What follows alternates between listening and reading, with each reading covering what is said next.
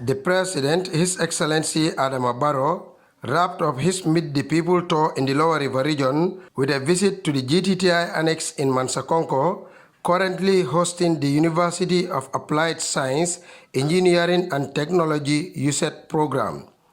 Here, the Gambian leader was taken on a conducted tour of the institution to see the equipment made by trainees at the center.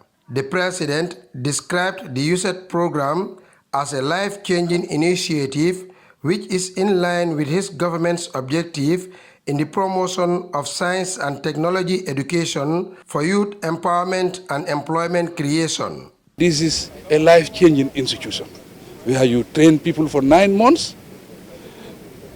They have their destiny in their hands. I think that is very, very important. We have to be committed. We have to make sure we train our people who will be ready for the market. And with these innovative ideas, I think the sky is the limit. Government is there to give support.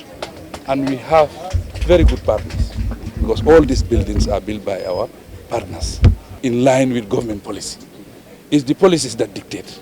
That's why we said we have to build strong institutions. And I'm happy that Gambians are seeing the policies that we are trying to implement. But we need the entire support of the Gambian people, especially you, the media. The President also visited the Somers Central Mosque, currently under construction, where the community and religious leaders gathered to pray for lasting peace and stability in the Gambia at large. The President was later received by the Governor of West Coast Region, Usman Bojang, and a huge crowd from across the region who sang and chanted slogans of development to acknowledge the progress made by the Barrow administration. The President later drove to the University of the Gambia campus in Faraba Bantang to inspect the completed Lot 1 facility.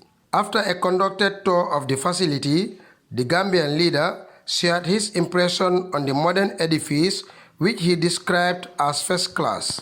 This is first class infrastructure, permanent structures.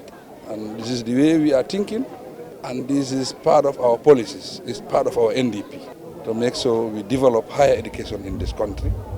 Maybe the Gambians don't know what is happening here. You see on the highway some small buildings, you think that's what is happening here. But it's a complete revolution, and this is the face of education in this country. So you want you, the journalists, to contribute to that, to sell this project, educate the Gambian people, make it visible, let them see it. It is our country. Nobody will develop this country for us.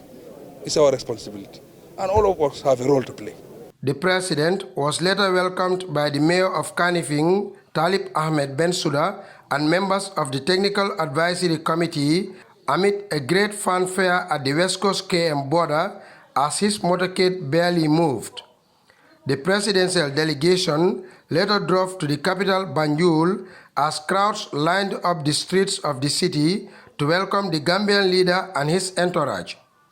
Speaking to reporters at the State House, the President returned gratitude to the Gambian people for the warm reception accorded him across the country while describing the tour as a success.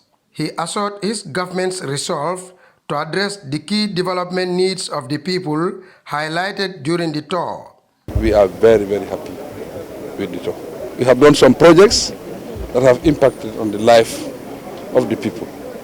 It is clear that it's different from 2017 to 2021. That means we are progressing. We have new projects that we are coming to start, that is by 2023, and inshallah before 2026 we will see big improvement in this country. I think now the pace is set, what we call on all the Gambians to come and support, especially you, the journalists, civil servants, politicians, community leaders.